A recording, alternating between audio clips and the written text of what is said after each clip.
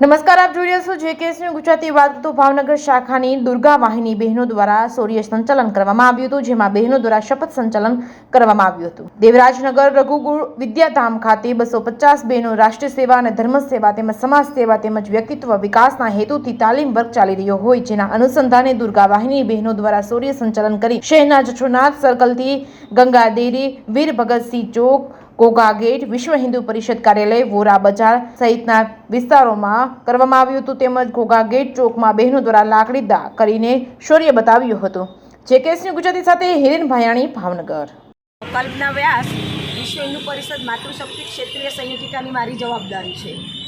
દુર્ગાવાહિની સૌરાષ્ટ્ર પ્રાંત દ્વારા 19 તારીખથી તે 26 તારીખ સુધીનો ભાવનગરની અંદર રઘુવીર વિદ્યાલયની અંદર બહેનોનો પ્રશિક્ષણ વર્ગ યોજાયો છે. તો આ બહેનોનો સેવા, સુરક્ષા અને સંસ્કારના ભાવોનું સિંચન થાય અને બહેનોની અંદર સેવા સંસ્કૃતિની જાગૃતિનો ભાવ જાગૃત થાય. યુવા બહેનો પોતાનું સ્વરક્ષણ જાતે કરી શકે એના માટે બહેનોને અમે પ્રશિક્ષણ આપીએ છીએ. દીકરીઓને સવારે 4:30 વાગે ઉત્થાન કરાવીએ છીએ. તો રાત્રે 10:30 સુધી અલગ અલગ વિષયો દ્વારા એમને અમે પ્રશિક્ષણ આપીએ છીએ. એમાં દંડ, કરાટે, રાઇફલ, ઓબ્સ્ટિકલ, યોગાસન, સૂર્ય નમસ્કાર પ્લસ બહેનોને લગતા જે વિષયો છે એ વિષયો ઉપર ચર્ચા કરીએ છીએ.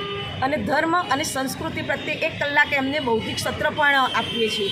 એના અંતર્ગત આજે આ શક્તિયાત્રાનું આયોજન કર્યું હતું અને દીકરીઓએ નગરની અંદર એક ભવ્ય શક્તિયાત્રાનું આયોજન અમે કર્યું. ક્યાં ચાલુ કરવામાં આવ્યું હતું ને ક્યાં પૂરું કર્યું બેન?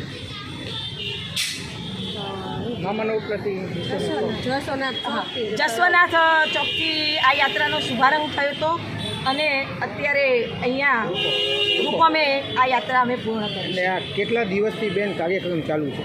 આજે 6 દિવસથી આ કાર્યક્રમ ચાલી રહ્યો છે.